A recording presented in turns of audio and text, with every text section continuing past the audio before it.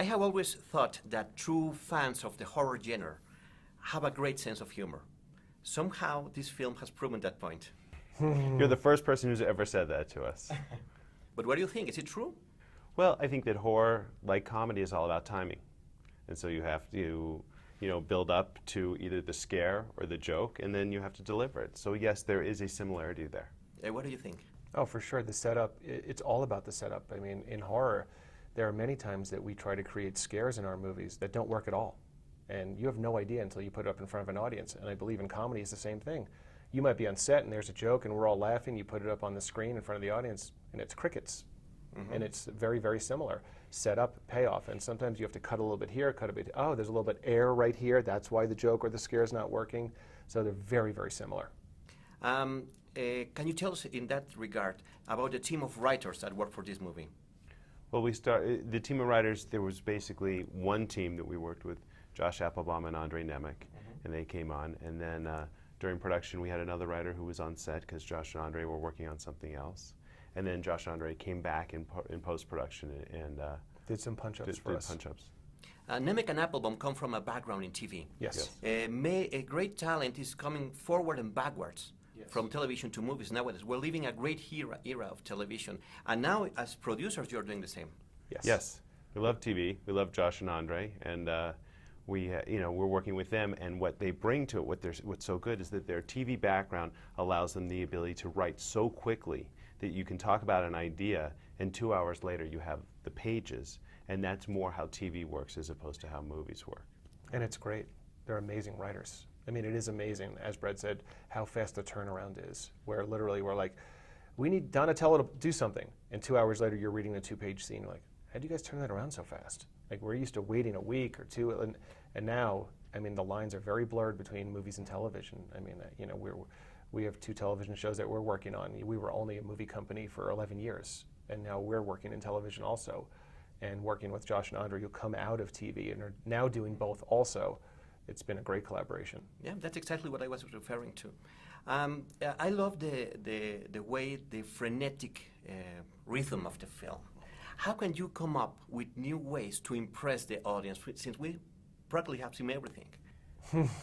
Well, by the way, you don't know that you're impressing the audience until you watch the movie with an audience, and last night was the first time that we had that. That's the first time? Yes, that's the first audience. It was last night. But we try to impress ourselves. Yeah, so we try and impress ourselves. I mean, hope it translates. Right.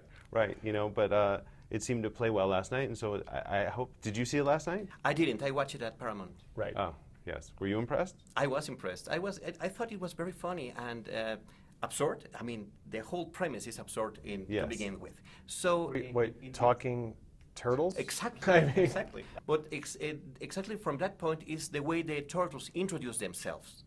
No, that sets the mood of the film. Right. That's what I think. What are you? We're ninjas.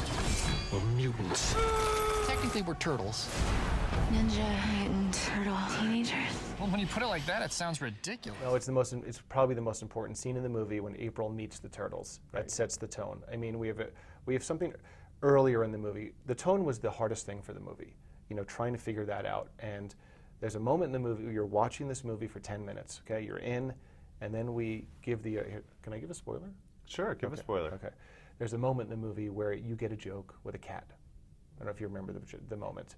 And that truly sets the tone for the movie that you're in. And it allows you to be like, oh, okay, we can laugh at this movie. This is going to be fun. And then, of course, when you meet the turtles, you realize, oh, this is the movie I'm in. And it is consistent throughout, once you meet the turtles. But it was all about figuring out what that tone was going to be for this movie and allowing people to laugh. Like, it's okay. You can laugh. We're going to have fun here. I think that story-wise, it was very interesting that we seemed that we're not going to get an origin story. But then we do. Yes. Right. Yeah, we placed that right in the middle of the movie. Which is uncommon for a superhero flick. Yeah, but we also wanted to make sure that you did not have to know anything about the turtles before you come to this movie. Very important to us. Mm-hmm. You didn't have to read the comics, see the early movies, watch the new cartoons. We wanted this to be a standalone movie, so anyone can come to this movie and enjoy it. And we thought, right in the middle of the movie, we dropped this scene in where Splinter, the father figure, can tell the audience and everyone, here's everything you need to know about this movie. it's very interesting that they watch television and they are immersed in pop culture. Yes. Sure. And they sweat it out throughout the film. Yes. Yes. Or great elements like the elevator lift, no? Yes. Those always uncomfortable moments. You know? Yes. Right. Well, we love that. And they make it fun. And how long can you strengthen? By the way, Oh. that We could have gone longer. we have footage. Yes, we could have gone longer. They're in that elevator a long time. Yes, we did But it. that was something that ILM, Pablo Hellman, who came up with. He's like, everyone's uncomfortable in an elevator. What would the turtles do? They got to go up 54 floors. We all know they love to sing. We set that up earlier in the lair. When Raph says he's going out on his own, and Mikey's talking about the Hip Hop Christmas album. Well, he's the hype guy. He's our hype man. And it was a no-brainer because you're in the elevator alone. You're in there with your buddies. Someone could start singing, and then when we saw the guys do it in motion capture, we were laughing at that scene when it was our 4 actors. Before turtles were ever put into that elevator, it was funny. And then when you see the turtles actually doing it, it was amazing.